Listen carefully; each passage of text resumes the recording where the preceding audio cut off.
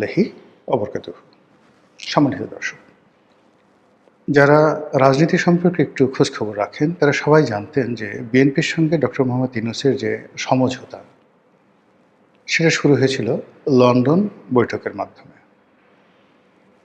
এবং আশ্চর্য করার ব্যাপার হলো যে এই সমঝোতার পেছনে মার্কিন যুক্তরাষ্ট্রের হাত ছিল এবং মার্কিন যুক্তরাষ্ট্রের যে বিশ্বস্ত ব্যক্তি জনাব খলিলুর রহমান, তিনি মূলত এটি নেগোশিয়েট অর্থাৎ সমঝোতার ব্যবস্থা করেছিলেন। আপনাদের হয়তো মনে আছে যে খলিলুর রহমানের বিরুদ্ধে বিএনপি রীতিমতো রাজপথ উত্তপ্ত করে ফেলেছিল। তারা খলিলুর রহমানের পদত্যাগ দাবি করেছিলেন, কিন্তু পরবর্তীকালে দেখা গেল যে ডক্টর মোহাম্মদ ইউনূসের সঙ্গে যে লন্ডনে যে বৈঠকটি হচ্ছে সেই বৈঠকের যে উদ্যোক্তা জনাব খলিলুর রহমান, তিনি মিডিয়েটর, মধ্যস্থতাকারী এবং ওই দিন যা কিছু হয়েছে উভয় পক্ষের মধ্যে তিনি সাক্ষ্যদাতা হিসেবে এবং উভয় পক্ষের মধ্যে গ্যারান্টার হিসেবে তার ভূমিকা এতটা গুরুত্বপূর্ণ ছিল যে জনাব তারেক রহমান সাহেবের সরকারে তিনি পররাষ্ট্র মন্ত্রী হিসেবে স্থান পেয়েছেন।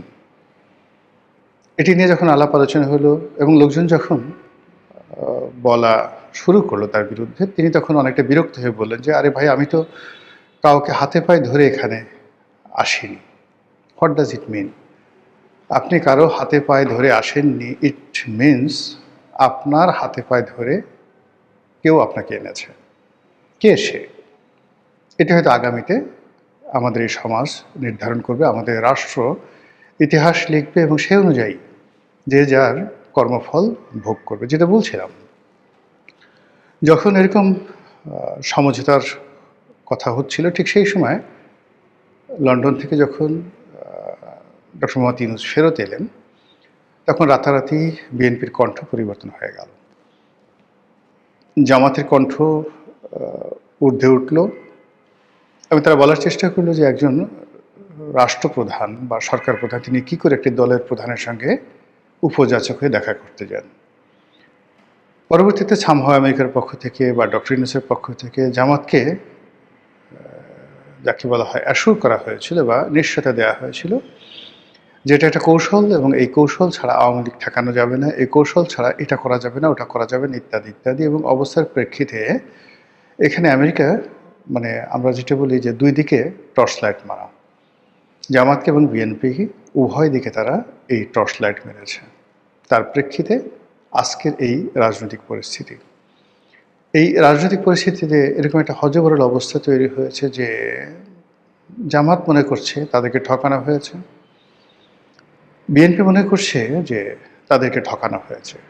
যে সকল কথাবার্তা বলা হয়েছে, যে সকল আশ্বাস প্রশ্বাস দেওয়া হয়েছিল, প্রায় সব কিছু এখন বুমেরাং হয়ে পড়েছে। বিএনপির কাছে এখন ভারত একটা বিরাট সমস্যা, চীনও সমস্যা, আমেরিকাও সমস্যা, ইউনূসও সমস্যা, বর্তমান রাষ্ট্রপতি শাহাবুদ্দিন চুপ্পু তিনিও সমস্যা।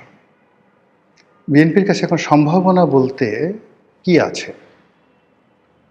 যদি সম্ভাবনা থাকতো তাহলে তাদের যে আচার আচরণ, চালচলন, কথাবার্তা এরকম হতো না। আপনি লক্ষ্য করেন যে প্রায় তারা সবাই ধৈর্য হারিয়ে ফেলছেন। এখন পর্যন্ত কেবলমাত্র প্রধানমন্ত্রী ধৈর্য হারাননি, মোরালের সবাই কিন্তু ধৈর্য হারিয়ে ফেলেছেন।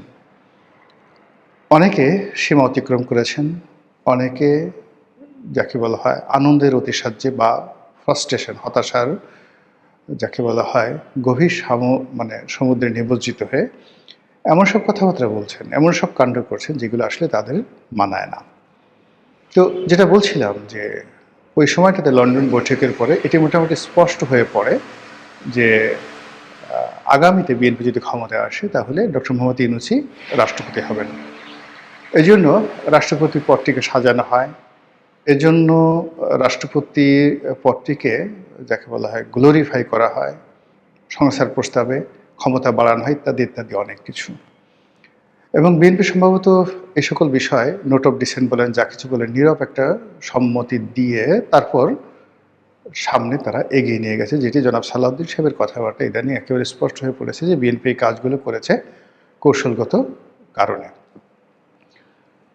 ২ নম্বরে যেই সমস্যাটা ইদানিং দেখা দিয়েছে সেটা হলো প্রকৃতি ডক্টর মোহাম্মদ ইউনূসকে আর সহযোগিতা করছে না। মনে হচ্ছে যে আল্লাহর গজব নাজিল হয়েছে। বিশেষ করে এই শিশুদের মৃত্যু, হামের টিকা, এই দুটো বিষয় এতটা জঘন্যভাবে ডক্টর মোহাম্মদ ইউনূসের ঘাড়ের উপরে এসেছে। এতে করে তার দায়িত্বহীনতা, তার কর্তব্যহীনতা, তার সততা, তার ন্যায়নিষ্ঠতা, তার নিষ্ঠুরতা সবগুলো জিনিস একত্রে মোটামুটি রাজপথে বিপ্লব আকারে মানুষের মুখে মুখে ফুটছে এবং মানুষ এই শিশু মৃত্যুর জন্য ডক্টর মোহাম্মদ ইউনূস, তার স্বাস্থ্য উপদেষ্টা, এদের সবাইকে দোষারোপ করছে। এবং এত বড় হত্যাকাণ্ড, এত বড় জঘন্য ঘটনায় সারা দেশ এমনভাবে ফুঁসছে যে এখন স্বয়ং ডোনাল্ড ট্রাম্প চেষ্টা করলেও ডক্টর মোহাম্মদ ইউনূসকে ক্ষমতায় বসাতে পারবেন না। অতিরিক্ত যে সমস্যাটা সৃষ্টি হয়েছে সেটা হলো আমেরিকা। এই মুহূর্তে আমেরিকার যে জনপ্রিয়তা বাংলাদেশে একেবারে তলানিতে গিয়ে নেমেছে। কোনো অবস্থাতেই আমেরিকার কোনো কথা, ডোনাল্ড ট্রাম্পের কোনো কথা, কোনো কিছুই এদেশে মানুষ শুনতে চাচ্ছে না।